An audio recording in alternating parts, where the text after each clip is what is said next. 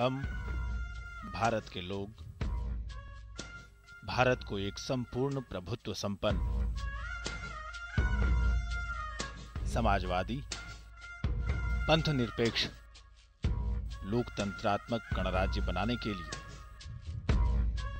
तथा उसके समस्त नागरिकों को सामाजिक, आर्थिक और राजनीतिक न्याय, विचार, अभिव्यक्ति, विश्वास, धर्म और उपासना की स्वतंत्रता, प्रतिष्ठा और अवसर की समता प्राप्त करने के लिए तथा उन सब में व्यक्ति की गरिमा और राष्ट्र की एकता और अखंडता सुनिश्चित करने वाली बंधुता बढ़ाने के लिए दृढ़ संकल्प होकर अपनी संविधान सभा में आज तारीख 26 नवंबर 1949 ईस्वी मिति माघ शीर्ष शुक्ल सप्तमी संवत 2006 विक्रमी को एतद् द्वारा इस संविधान को अंगीकृत, अधिनियमित और आत्मार्पित करते हैं।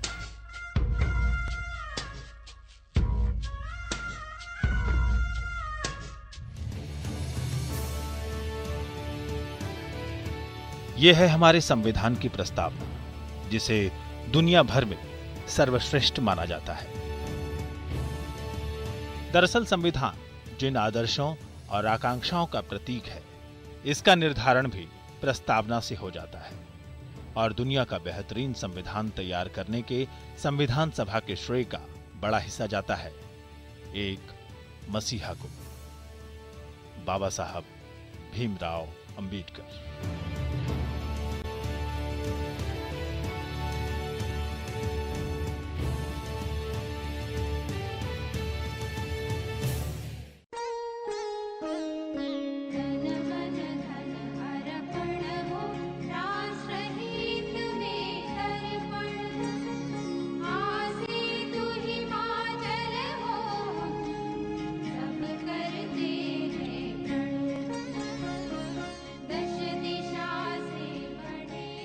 युगों युगों में कभी एक ऐसा मसीहा पैदा होता है जिसकी बातों और विचारों का देश और समाज पर बड़ा असर पड़ता है।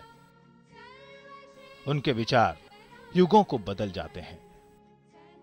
अंबेडकर को जब हम लोग देखते हैं तो उनके जीवन के इतने ज्यादा शेड्स हैं, इतने चरित्र के इतने चेहरे हैं कि आप समग्र अंबेडकर को अगर आप देखें तो राष्ट्र नायक अंबेडकर या राष्ट्र निर्माता अंबेडकर के अलावा उनके लिए और कोई एक इमेज उन पर फिट नहीं बैठती है।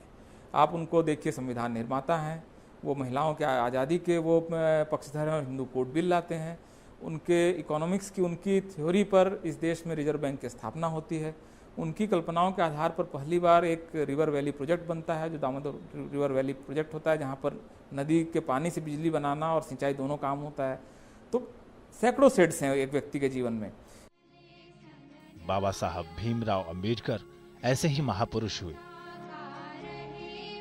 जिनकी बातों और जिनके विचारों ने देश के दलित और शोषित तबके के लिए सम्मानजनक जीवन का एक नया आधार पुख्ता किया।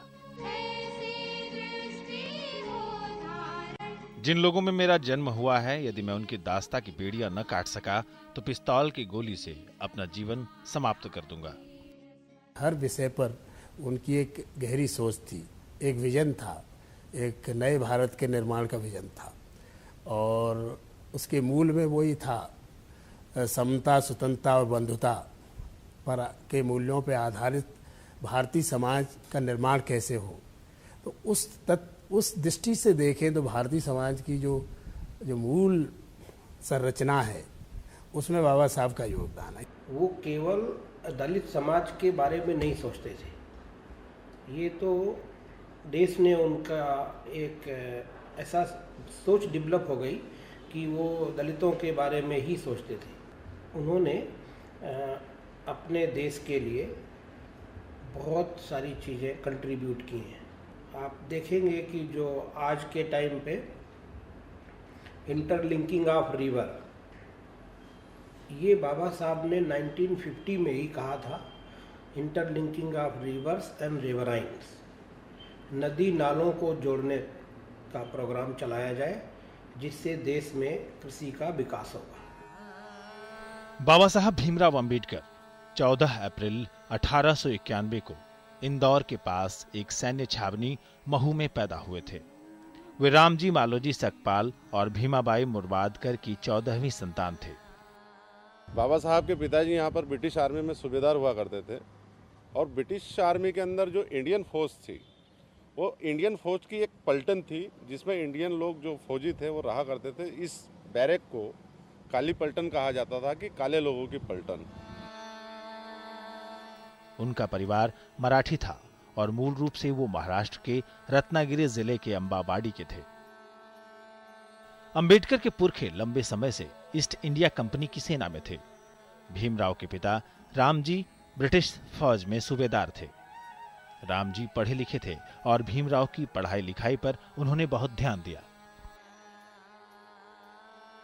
बालक भीमराव 5-1 साल के रहे होंगे कि उनके पिता सतारा चले गए और 1896 में भीमराव का दाखिला वहां के स्कूल में करवा दिया गया। माना जाता है कि जाति की वजह से अपने स्कूली जीवन में उन्हें अनेक अपमानजनक स्थितियों का सामना करना पड़ा।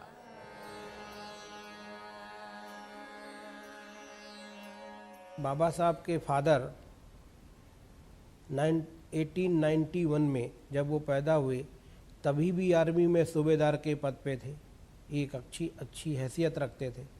उनके वो बच्चे थे कि जहाँ आइडेंटिटी होती है वहाँ कास्ट अपना रोल प्ले करती है। वो तब भी था, आज भी है। कोई भी आज भी ये कह करके कि वो शेड्यूल कास्ट का है या दलित है, किसी प्रोमिनेंट रिलीजियस प्लेस पर या प्रोमिनेंट प्लेस पे अपनी जगह नहीं बना सकते। इन सब स्थितियों का धैर्य और वीरता से सामना करते हुए उन्होंने स्कूली शिक्षा समाप्त की।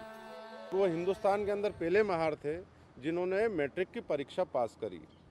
तो जब उन्होंने मैट्रिक की परीक्षा पास करी तो बाबा साहब के जो गुरु थे वो ब्राह्मण वर्ग के थे।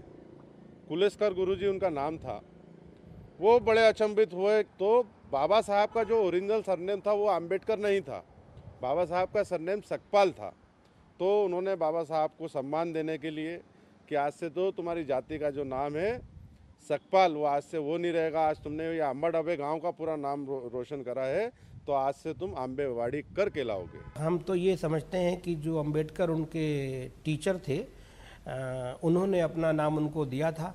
उनकी प्रतिभा को देखते हुए दिया होगा या उनकी सोच में कहीं रहा होगा कि बच्चा हो ना रहे, आगे चल करके ऐसा ना हो जाए कि इसको जातिगत कुछ हो या अनटचेबिलिटी फेस करनी पड़े, तो उन्होंने अपना नाम दे दिया होगा।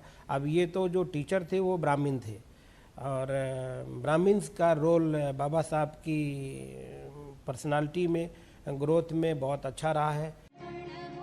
फिर कॉलेज की पढ़ाई शुरू हुई। इस बीच पिता का हाथ तंग हुआ, खर्चे की कमी हुई। एक मित्र उन्हें बड़ौदा के शासक गायकवाड़ के यहां ले गए।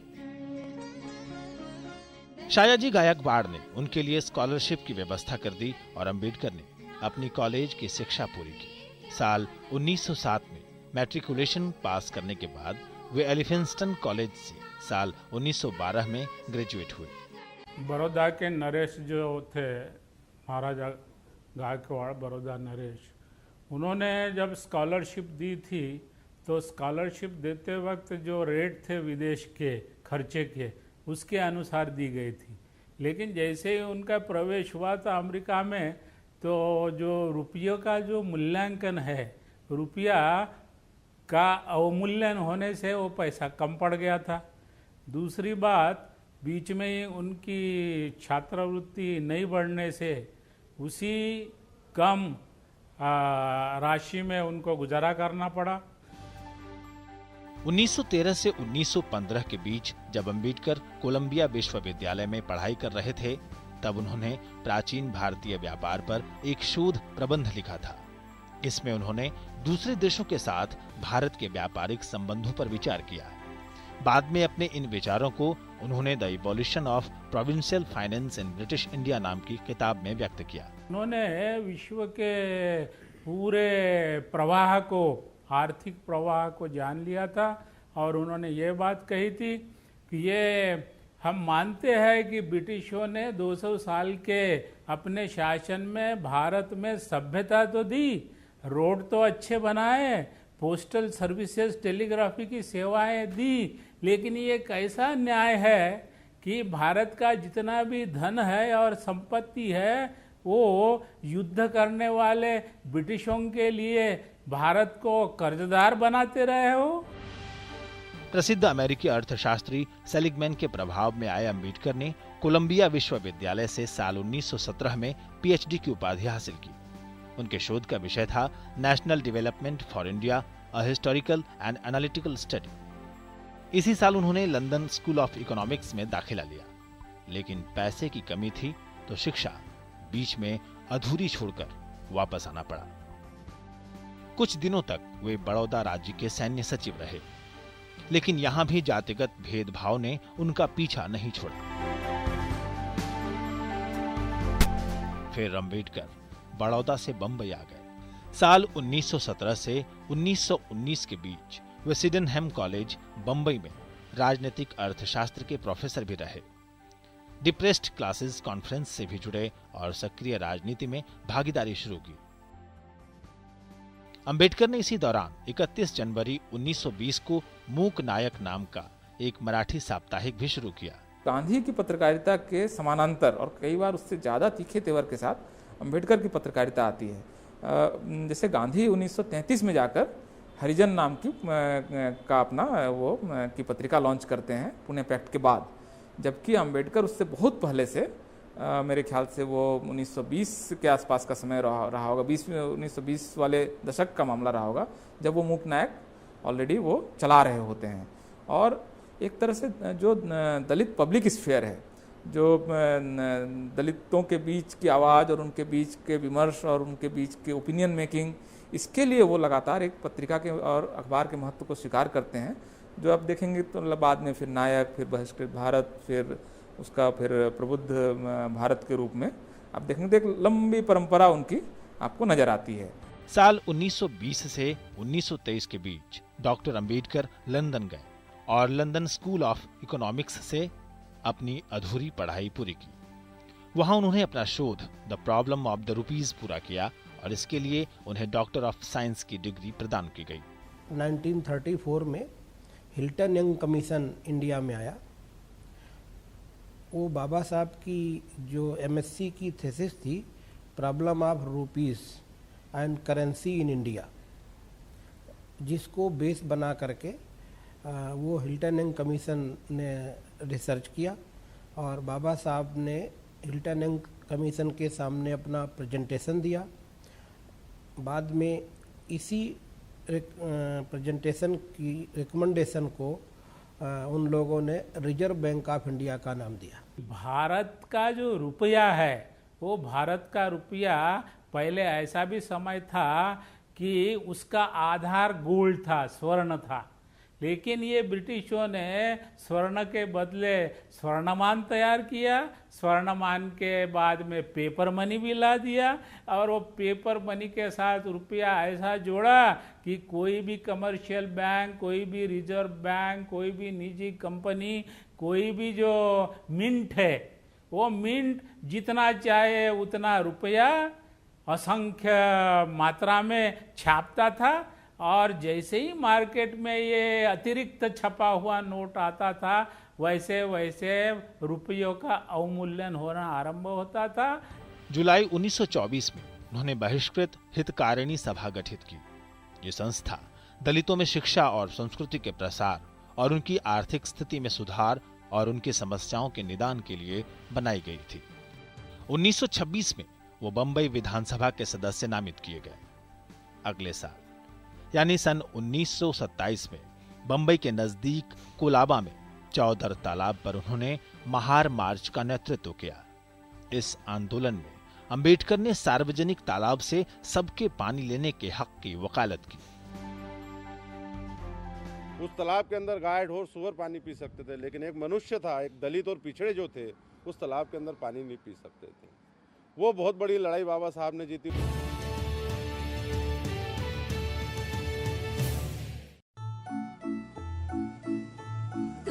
जाए तेल लेने जाने भी दो ना इन कतारों से, हमको लेना ना देना, हट पगले जाने देना।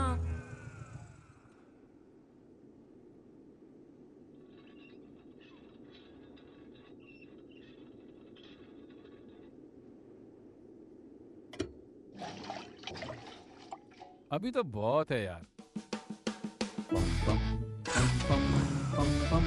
पेश है दुनिया का माइलेज चैंपियन नई बजाज प्लैटिना। अरे सुन तो। मुझे क्या सुनाना चाहते हो? जो सुनाओ मेरी सौतन को। किसको? अरे वही तुम्हारा मोबाइल फोन जिससे सुबह शाम दिन रात चिपके रहते थे और कहते थे किसान कॉल सेंटर से बातें हो रही हैं। अच्छा ये बात है। हाँ क्यों, क्या हुआ? अब बात नहीं होती क्या? अब तो झट से बात हो जाती है। ऐसा क्या? हाँ अब तो ज्यादा लाइनें और खास तकनीक के कारण खेती के माहिरों से तुरंत बात हो जाती है।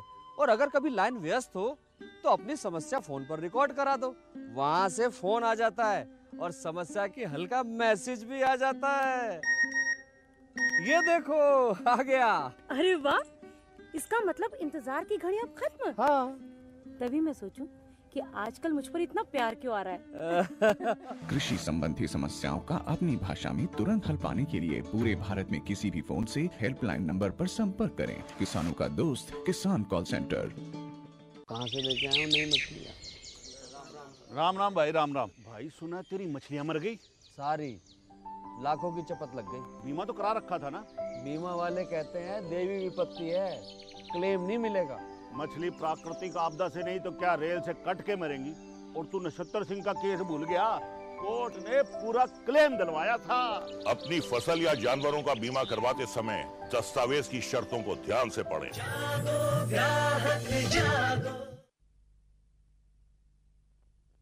सब्जी में मसाला ज्यादा है। कितनी बार कहा है कि जितनी जरूरत हो बस उतना ही डाला करो। अरे मुझसे तो ऐसा कभी कभार होता है। और तुम जो हमेशा खेत में अनाप शनाप कीटनाशक डालते हो उसका क्या? ठीक ही तो कह रही है बहू। देख, खेत में उतनी ही दवा डाल जितनी जरूरत हो। याद रखो कीटनाशक जहरीले होते हैं। डिब्बे पे लिखी सूचना के हिसाब से ही दवा डालनी चाहिए। पहले फेरोमोन ट्रैप, फ्लाइट ट्रैप, मित्र कीट, जैविक कीटनाशक आदि का इस्तेमाल करें। जरूरत पड़ने पर ही रासायनिक कीटनाशक का इस्तेमाल करें। छिड़काव सुबह या शाम दस्ताने, मास्क और पूरी आस्तीन वाले कपड़े पहनकर करें। हवा की दिशा में छिड़काव करते हुए पीछे जाएं। दवा के डिब्बे, छिड़काव यंत्र सुरक्षित जगह पर रखें। अब कुछ समझे क्या? हाँ समझ गया मेरी रानी, अब ना करो नादानी। इसने पिला दिया ना तुझे पानी। किसी की नजर ना लगे।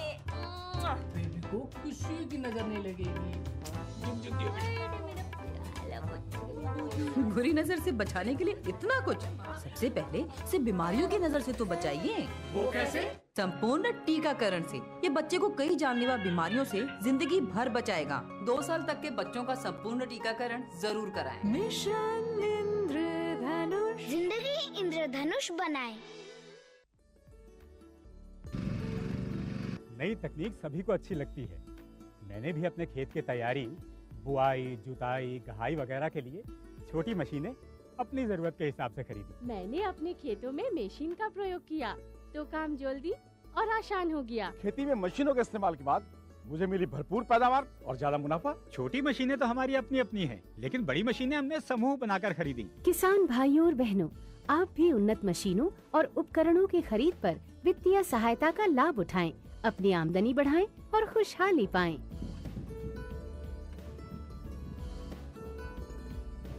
हो गया।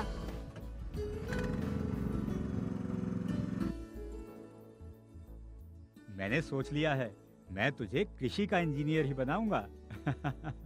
नई मशीनें, नए उपकरण आए आपके द्वार।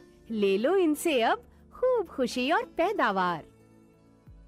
कहाँ से लेके आए हो नई मछलियाँ?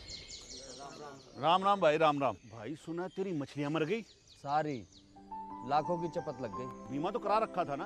बीमा वाले कहते हैं देवी विपत्ति है, क्लेम नहीं मिलेगा। मछली प्राकृतिक आपदा से नहीं तो क्या रेल से कट के मरेंगी। और तू नक्षत्र सिंह का केस भूल गया, कोर्ट ने पूरा क्लेम दिलवाया था। अपनी फसल या जानवरों का बीमा करवाते समय दस्तावेज की शर्तों को ध्यान से पढ़ें।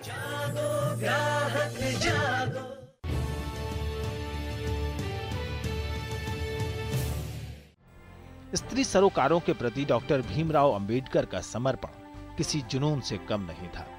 स्त्री मुक्ति को भारत में जाति मुक्ति के प्रश्न से जोड़ते हैं और व्यक्तियों की आज़ादी के प्रश्न से जोड़ते हैं।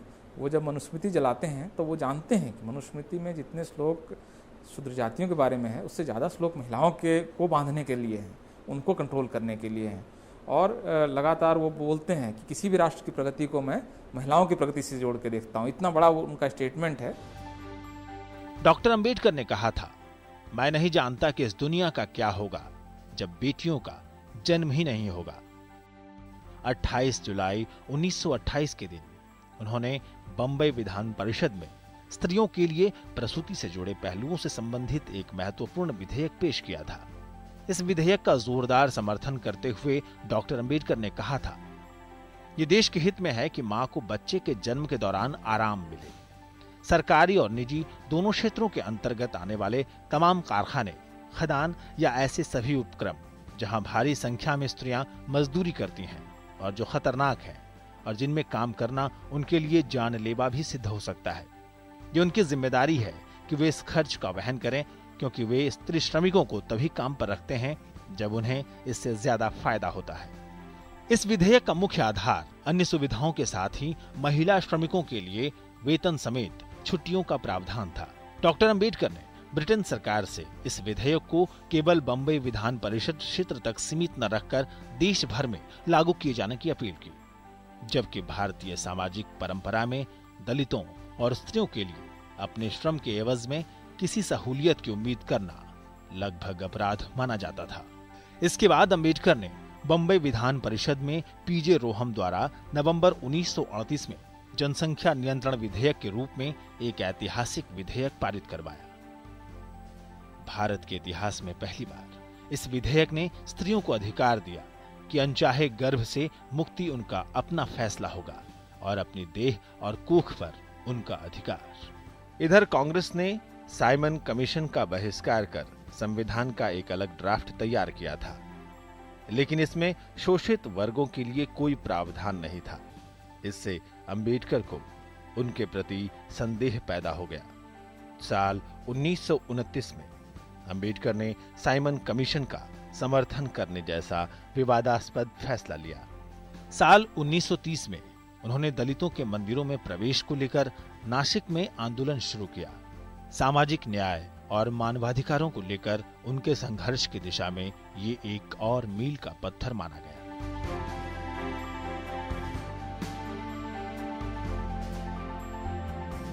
चौबीस दिसंबर 1932 को अंबेडकर और महात्मा गांधी के बीच पूना पैक्ट हुआ। दरअसल डॉक्टर अंबेडकर ने दलितों के लिए एक अलग निर्वाचक मंडल की मांग की थी। तब के ब्रिटिश प्रधानमंत्री रैमसे मैकडॉनल्ड ने अलग धर्मों के साथ दलितों के लिए भी अलग निर्वाचक मंडल की मांग मंजूर कर ली थी। भारतीय नेताओं ने इसे अंग्रेजों की बांटो और राज करो की नीति का हिस्सा माना और गांधी जी ने इसकी पुरजोर मुखालफत की थी।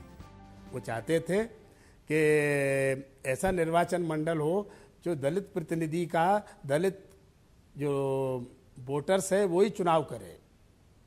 उन्होंने कहा कलेक्टिव इलेक्टोरेट में जो लोग सही प्रतिनिधित्व नहीं करते वो लोग चुन के आएंगे और वो फिर समाज की जो दूसरे लोगों का जो प्रभाव में रहकर काम करेंगे और ये इनके कल्याण का काम नहीं करेंगे। तो एक्चुअली सेपरेट इलेक्टोरेट की बात बाबा साहब करते थे। एक्चुअली इस पर गांधी जी इससे सहमत नहीं थे। उन्होंने कहा कि इससे विकृति आएगी और एक विभाजन, समाज में एकीकरण की प्रक्रिया में बाधा होगी। गांधी जी इस प्रस्ताव के खिलाफ आमरण अनशन पर बैठ गए, लेकिन बातचीत के बाद डॉक्टर अंबेडकर और गांधी जी एक सहमति पर पहुंचे और आखिरकार पूना पैक्ट पर दस्तखत हुए। इस पैक्ट के मुताबिक चुनाव क्षेत्रों के साथ ही सरकारी नौकरियों और विधानमंडलों में दलितों के लिए आरक्षण की बात मान ली गई, लेकिन पृथक निर्वाचक मंडलों की बात खारिज कर दी गई। इस पैक्ट ने देश के वंचितों और कमजोर तबकों को राजनीतिक क्षितिज पर एक पुख्ता जमीन मुहैया कराई। इस पैक्ट की वजह से शिक्षा और सरकारी सेवाओं में दलितों के लिए अवसरों के द्वार खुले और वोट देने का अधिकार भी मिला। महात्मा गांधी के विपरीत डॉक्टर अंबेडकर गांवों की अपेक्षा शहरों में और ग्रामीण शिल्पों या कृषि की व्यवस्था की तुलना में पश्चिमी समाज की औद्योगिक विकास में भारत और दलितों का भविष्य देखते थे। उनका ऐसा मानना था कि जो भारत की व्यवस्था में कॉलोनियल जो डिस्क्रिमिनेशन था, कॉलोनियल नीतियों का संचालन रहा, जिसमें अर्बन बाइसेस हो गई, अर्बन बेस्ड विकास का अधोसंरचना का निर्माण हुआ, वो उस व्यवस्था के विपरीत थे कि ग्रामीण क्षेत्रों को भी वही महत्व दिया जाए जो शहरी क्षेत्रों को दिया जाता है। वहाँ विकास की अधोसंरचना ऐसा निर्माण किया जाए जिसमें भेदभाव न हो, और इसीलिए लोगों की स्वतंत्रता होगी। जहाँ जाएँ, तो वो गांव में रहना चाहते तो गांव में रहें, शहर में रहना चाहते हैं, विकास के अवसर भी उनको वहाँ उपलब्ध हों, कृषि का भी, कृषि में क्रांति हो, सिंचाई की सुविधा राज्य मुहैया करवाए, खाद बीज टेक्नोलॉजी दे, और इसीलिए गांव में खुशहाली हो, और उसके बाद उनका विकास हो, उनके जीवन में भी जैसे शहरी लोगों के जीवन में परिवर्तन आ रहे हैं वैसे उनको भी लाभ मिले। डॉक्टर अंबेडकर मार्क्सवादी समाजवाद की तुलना में बौद्ध मानववाद के समर्थक थे, जिसके केंद्र में व्यक्तिगत स्वतंत्रता, समानता और भ्रातृत्व की भावना है। गांधी का दर्शन भारत के पारंपरिक ग्रामीण जीवन के प्रति अधिक सकारात्मक लेकिन रूमानी था, और उनका दृष्टिकोण दलितों के प्रति भावनात्मक था। उन्होंने दलितों को हरिजन कहकर पुकारा था। अंबेडकर ने इस नाम को सिरे से खारिज कर दिया। उन्होंने अपने अनुयायियों को गांव छोड़कर शहर जाकर बसने और शिक्षा प्राप्त करने के लिए प्रेरित किया। वो कहते थे कि जो शिक्षा का अधिकार है उसको मौलिक अधिकार होना चाहिए, कंपलसरी एजुकेशन। बाबा साहब उस समय कहते थे ये राज्य का दायित्व है कि अपने सभी नागरिकों को गुणवत्तापूर्ण समान शिक्षा के अवसर उपलब्ध कराए। परंतु हम ये चीज बाबा साहब जो कह रहे थे उस समय वो हम नहीं माने। 1932 में ग्राम पंचायत बिल पर बंबई की विधानसभा में अंबेडकर ने कहा, बहुतों ने ग्राम पंचायतों की प्राचीन व्यवस्था की बहुत प्रशंसा की है। कुछ लोगों ने उन्हें ग्रामीण प्रजातंत्र कहा है। इन देहाती प्रजातंत्रों का गुण जो भी हो, मुझे ये कहने में जरा भी दुविधा नहीं है कि वे भारत में सार्वजनिक जीवन के लिए अभिशाप है। यदि भारत राष्ट्रवाद उत्पन्न करने में सफल नहीं हुआ, यदि भारत राष्ट्रीय भावना के निर्माण में सफल नहीं हुआ, तो इसका मुख्य कारण मेरी समझ में ग्राम व्यवस्था का अस्तित्व है। इससे हमारे लोगों में विशिष्ट स्थानीयता की भावना भर गई और उससे बड़ी नागरिक भावना के लिए थोड़ी भी जगह न रही। प्राचीन ग्राम पंचायतों की व्यवस्था के अंतर्गत एकताबद्ध जनता के देश के बदले भारत ग्राम पंचायतों का ढीला ढाला समुदाय बन गया। वे सब एक ही राजा की प्रजा थे, इसके सिवा उनके बीच और कोई बंधन नहीं था। अंबेडकर ने लंदन में हुए तीनों गोलमेज सम्मेलनों में हिस्सा लिया और दलित वर्गों के कल्याण की जोरदार मांग उठाई। इसलिए उन्होंने जब राउंड टेबल कॉन्फ्रेंस हुई तो उन्हीं के घर में जाकर उन्हीं को बताया कि वो दिन लद गए मिस्टर रैमजे मैकडोनाल्ड जो प्रधानमंत्री थे, कि आप बोला करते थे, आदेश दिया करते थे, हम भारतीय लोग सुना करते थे उसको। अब वो दिन ऐसे लद गए कि वो कभी वापस आने वाले नहीं है। इसलिए आज वो समय आ गया है कि हम संकेत देंगे, हम आदेश देंगे और उसी के अनुसार हमारे देश का प्रशासन भी होगा, हमारे देश की राजनीति भी होगी और हमारे देश की सारी व्यवस्था होगी। 1931 में ब्रिटेन के प्रधानमंत्री को संबोधित करते हुए अंबेडकर ने गोलमेज सम्मेलन में कहा, ब्रिटिश पार्लियामेंट और प्रवक्ताओं ने हमेशा ये कहा है कि वो दलित वर्गों के ट्रस्टी हैं। मुझे विश्वास है कि ये बात सभ्य लोगों जैसी झूठी बात नहीं है जो आपसी संबंध को मधुर बनाने के लिए कही जाती है। मेरी राय में किसी भी सरकार का ये निश्चित कर्तव्य होगा कि जो धरोहर उनके पास है उसे वो गंवा न दे। यदि ब्रिटिश सरकार हमें उन लोगों की दया के भरोसे छोड़ देती है जिन्होंने हमारी खुशहाली की ओर जरा भी ध्यान नहीं दिया, तो ये बहुत बड़ी गद्दारी होगी। हमारी तबाही और बर्बादी की बुनियाद पर ही ये लोग धनीमानी और बड़े बने हैं। बाबा साहब का मानना ये था कि भारतीय समाज बेसिकली एक्सक्लूसिव नहीं है, ये इसका चरित्र इंक्लूसिव बहुत है। जातीय व्यवस्था में कुछ लोग तो बिल्कुल ही सामाजिक जो सामाजिक जो ताना बाना है उससे दूर हैं, और उनके साथ जो छुआछूत और भेदभाव का वातावरण रहा तो उनके भीतर उनको विकास के अवसर नहीं मिले, उनको शिक्षा के अवसर से वंचित रहे सदियों से। तो वो लोगों को हमको एक राज्य को स्पेशल प्रयास करना होंगे। साल 1935 में डॉक्टर अंबेडकर को गवर्नमेंट लॉ कॉलेज का प्रिंसिपल नियुक्त किया गया। इसी दौरान हिंदू धर्म में व्याप्त जाति प्रथा के खिलाफ उन्होंने अपना मशहूर बयान दिया था, मैं एक हिंदू के तौर पर पैदा हुआ क्योंकि इस पर मेरा कोई बस नहीं, लेकिन मैं एक हिंदू के तौर पर मरूंगा नहीं। अगस्त 1936 में उन्होंने इंडिपेंडेंट लेबर पार्टी गठित की और 1937 में हुए बम्बई विधानसभा के चुनावों में इस पार्टी ने 15 सीटें जीती। खुद अंबेडकर भी बॉम्बे विधानसभा के लिए चुने गए। 1937 में इंडिपेंडेंट लेबर पार्टी बनाई थी। उस लेबर पार्टी के तहत केंद्रीय सरकार के लिए उन्होंने जितनी भी सीटें लड़ाई वो सारी की सारी सीटें जीत गए, और विधानसभा के लिए जितनी सीटें उन्होंने लड़ाई थी वो भी सीटें उन्होंने ज़्यादा से ज़्यादा मात्रा में जीती।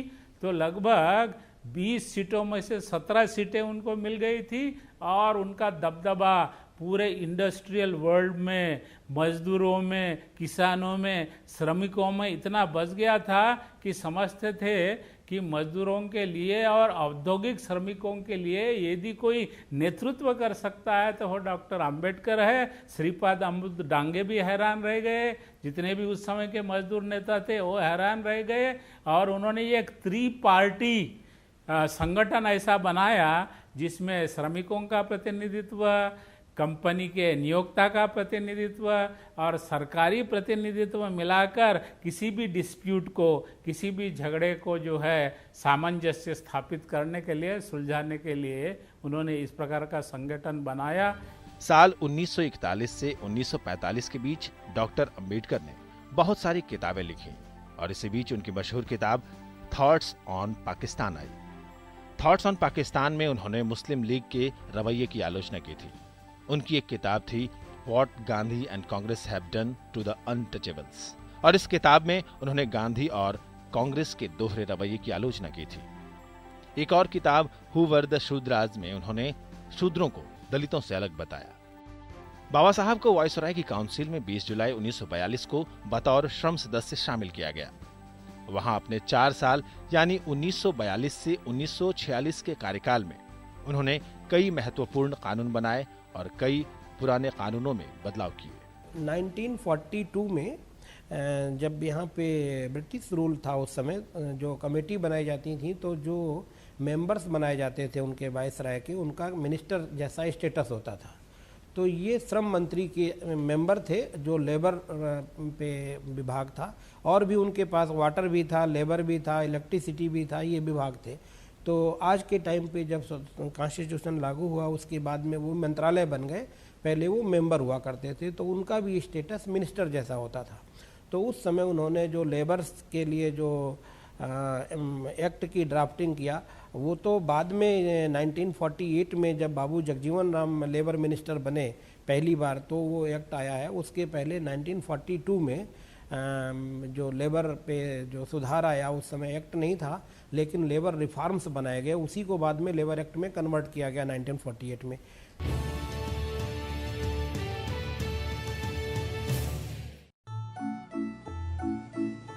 दुनिया जाए तेल लेने जाने भी दो ना, इनका तारों से हमको लेना ना देना, हट पगले जाने देना।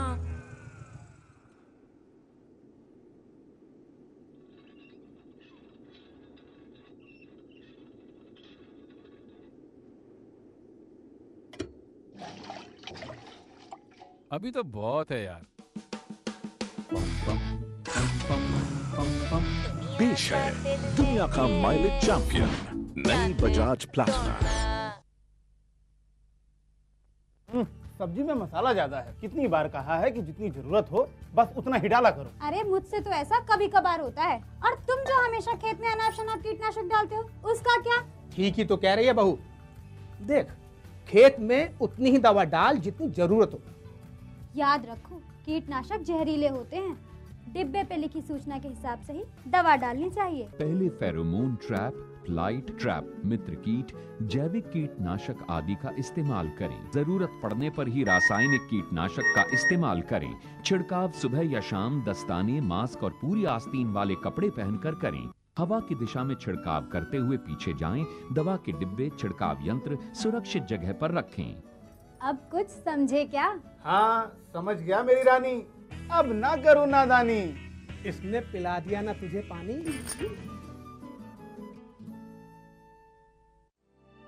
ये देखिए मैडम, ये हार कितना सुंदर दिखेगा आप पर। कितने कैरेट का है? 22 कैरेट, एकदम शुद्ध। इसकी गारंटी हमारी।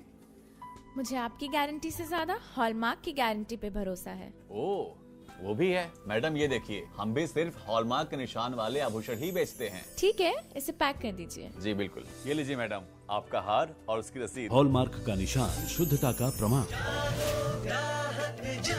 किसी की नजर ना लगे। बेबी को किसी की नजर नहीं लगेगी। बुरी नजर से बचाने के लिए इतना कुछ। सबसे पहले से बीमारियों की नजर से तो बचाइए। वो कैसे?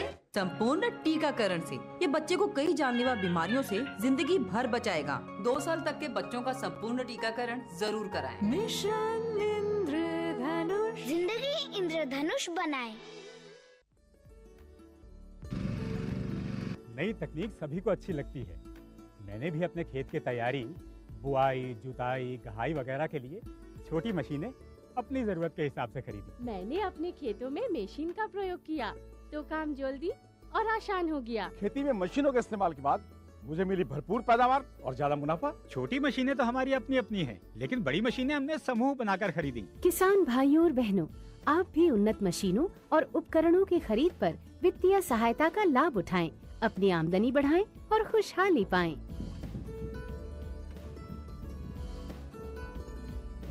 हो गया।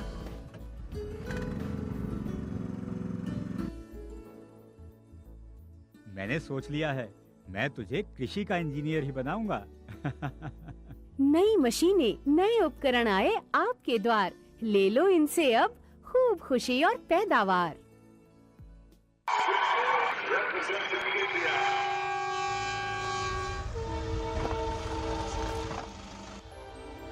ओए, ओलंपिक हीरो डर गया? यार तू भी, अब तक तो निकल जाते, ट्रेन तो दूर थी। रेलवे ने मुझे असली हीरो बनाया है दोस्त। मुझे तुम्हारी भी चिंता है और रेल में बैठे हुए यात्रियों की भी। मानव रहित रेल क्रॉसिंग पर सावधानी बरतें, अपने परिवार और देश के हीरो बने। भारतीय रेल, आपकी सुरक्षा हमारा ध्येय।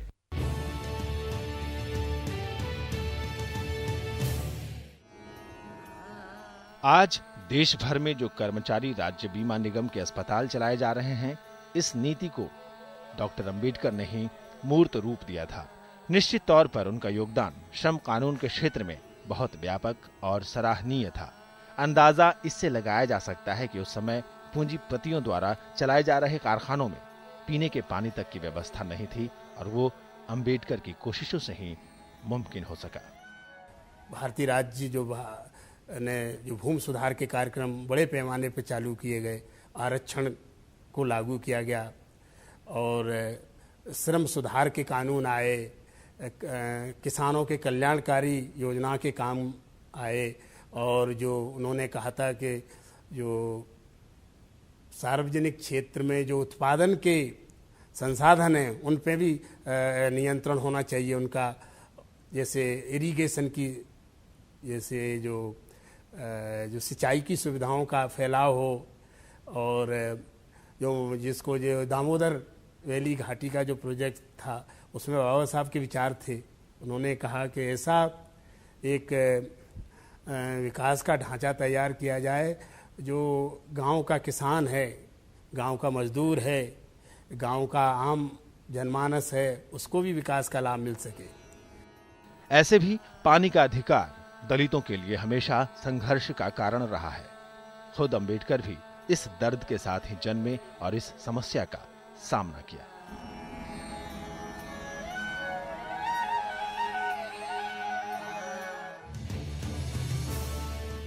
सन 47 में भारत आजाद हुआ।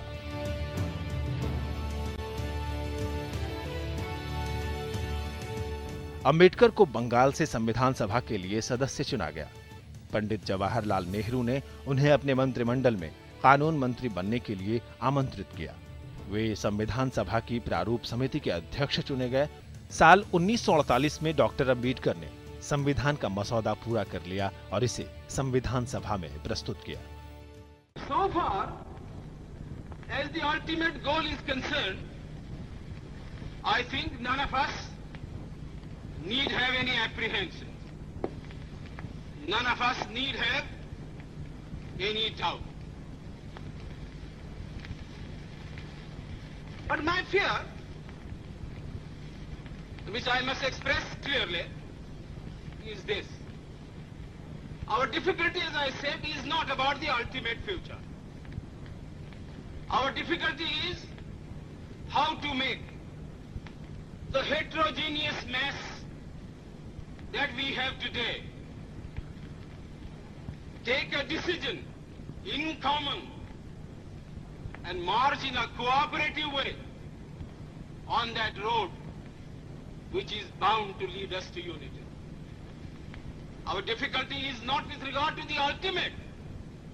Our difficulty is with regard to the beginning. Mr. Chairman, therefore, I should have thought that in order to make a start,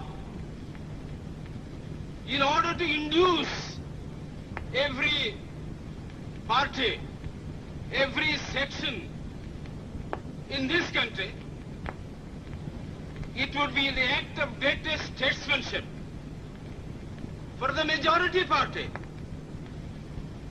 even to make a concession to the prejudices of people who are not prepared to march together. And it is for that I propose to make this appeal. Let us leave aside slogans. Let us leave aside words which frighten people. Let us even make concession to the prejudices of our opponents. Bring them in so that they may willingly join with us on marching upon that road, which, as I said, if we walk long enough, must necessarily lead us to unity. And if I, therefore, from this place, support Dr. Jaggar's amendment, it is because I want all of us to realize that whether we are right or wrong, whether the position that we take is consonance with our legal rights, whether that accords with the statement of May 16th or December 16th, leave all that aside. This is too big a question to be reduced to the position of mere legality. It is not a legal question. I say leave aside all these considerations and make some attempt whereby those who are not prepared to come will come. Let us make it possible for them to come. That is my appeal. Hindu कानूनों को संहिताबद्ध करने के लिए अक्टूबर 1948 में उन्होंने संविधान सभा में हिंदू कोड बिल पेश किया। नेहरू जी के कहने पर कि नहीं अंबेडकर जी, मैं आपका हिंदू कोड बिल जो है पारित करने की कोशिश करूंगा, ये अभिवचन देने के बाद ही बाबा साहब ने प्रयास करके उसको मुकम्मल किया। लेकिन जब पारित होने की बारी आई और विरोध देखा ऑर्थोडॉक्स हिंदुओं का, तो उन्होंने कहा कि नहीं, ये जो महिला विधेयक बिल है खास करके विवाह को लेकर, इसको टुकड़े में बांटो, क्योंकि एक साथ बांटेंगे तो ऑर्थोडॉक्सी वाले लोग नाराज हो जाएंगे। टुकड़ों में बांट दिया उन्होंने। उत्तराधिकार का टुकड़ा बाद में पारित करेंगे, विवाह परित्याग का टुकड़ा बाद में पारित करेंगे, गोद लेने का टुकड़ा बाद में पारित करेंगे, और महिलाओं को जो है दत्तक लेने का जो अधिकार है और पैतृक संपत्ति में जो उत्तराधिकार का टुकड़ा है बाद में पारित करेंगे। अंबेडकर मान गए, तब भी इनकी हिम्मत नहीं हुई है। नेहरू जी की प्रधानमंत्री होने के बावजूद डॉक्टर अंबेडकर ने कहा कि लोगों के मन में समता का विचार जाना चाहिए। अप्रैल 1947 में डॉक्टर अंबेडकर ने हिंदू कोड बिल का मसौदा तैयार कर संविधान सभा में रखा, जिस पर बहस होनी थी।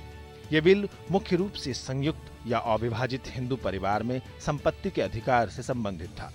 ये अगर उस वक्त पारित हो गया होता तो स्त्रियों को स्वतंत्र और आत्मनिर्भर बनाने की दिशा में मील का पत्थर साबित हो सकता था। ये सिर्फ स्त्री अधिकारों पर आधारित था और यही इस बिल की खासियत थी।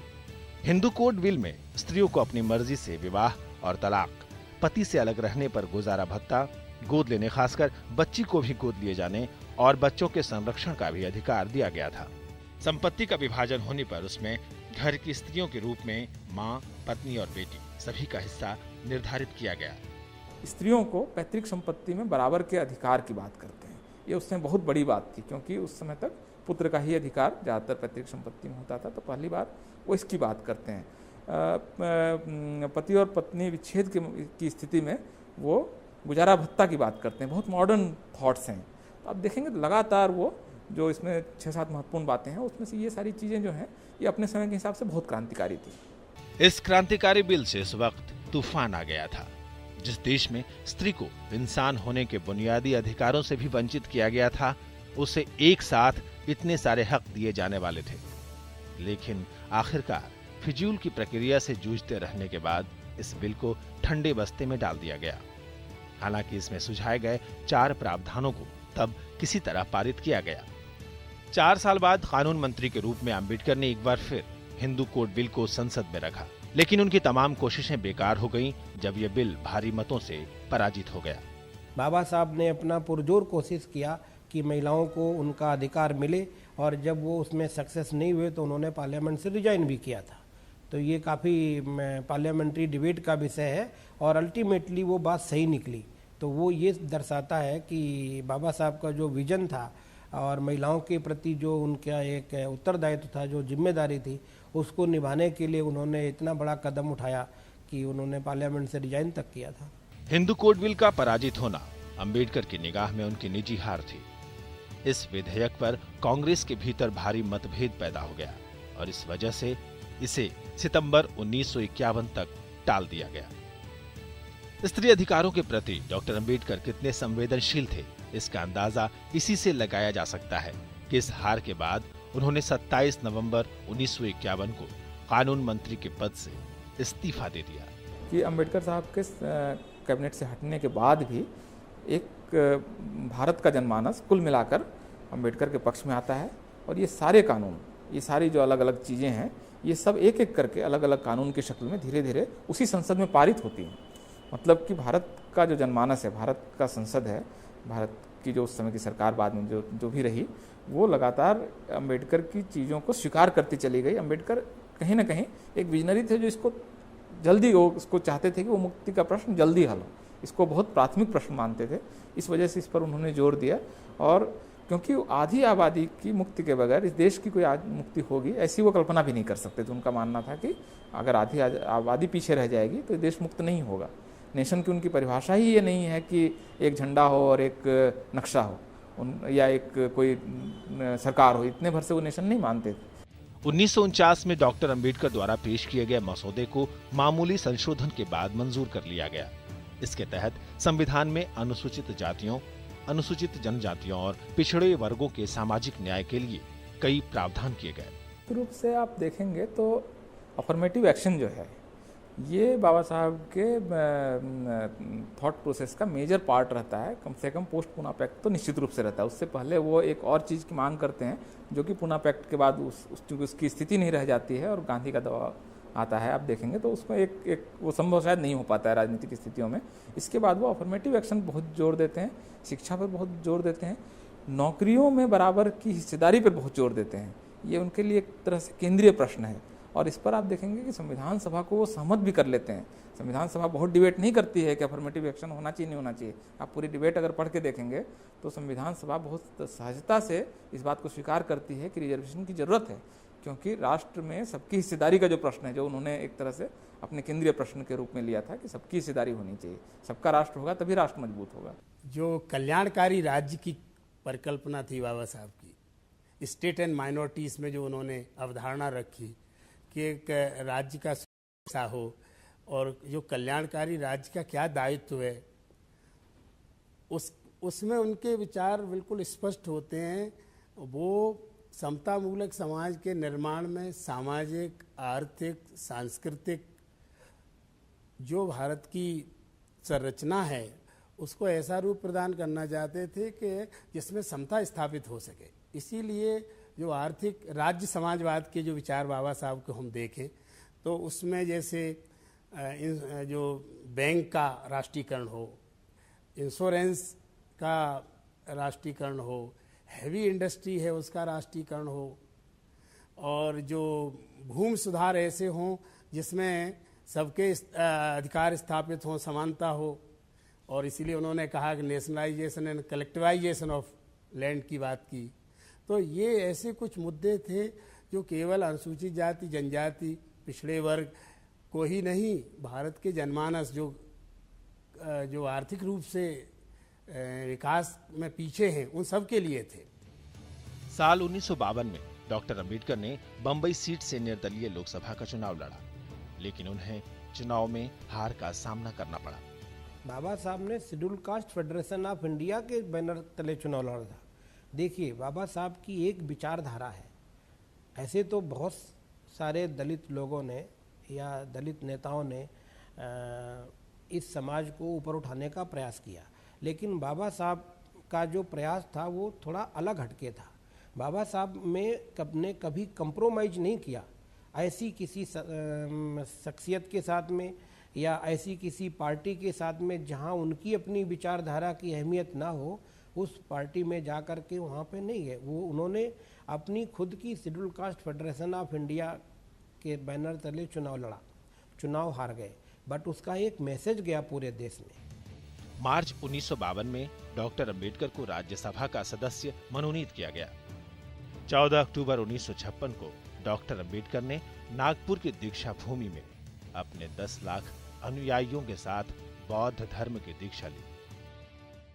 इस देश में जो धर्मांधता थी, जातीयता थी या कल्पना निश्चित मान्यता थी या छुआछूत की धारणाएं थी, वो धारणाएं नष्ट नहीं हुई थी। इसीलिए डॉक्टर बाबा साहब अम्बेडकर को ऐसा लगा कि इस देश में सही मायने में जो अत्याचारित समाज है, अन्यायग्रस्त समाज है, जिनके ऊपर अनन्य प्रकार से अत्याचार होता है, ऐसे समाज को समता के प्रवाह में लाने के लिए बौद्ध धर्म जो मानवतावादी धर्म है, विश्व बंधुत्ववादी धर्म है, जहाँ मैत्री, प्रेम और करुणा और भाईचारे का विचार है, ऐसे धर्म का स्वीकार करने का बाबा साहब ने निश्चय किया।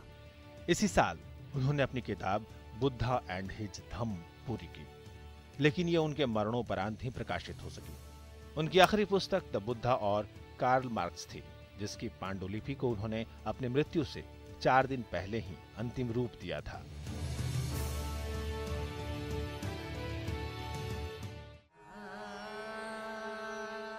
छह दिसंबर 1956 को बाबा साहब पंच तत्व में विलीन हो गए।